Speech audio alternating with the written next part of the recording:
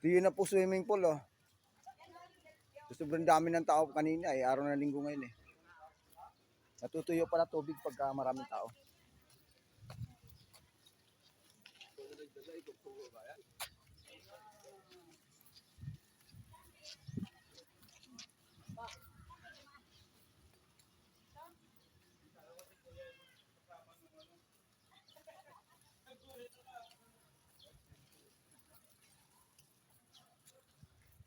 Water world po.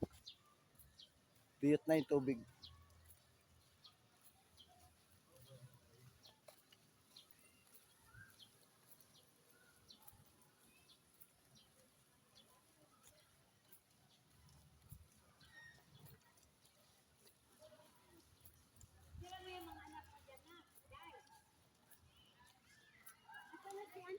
Yung mga nasa Netflix.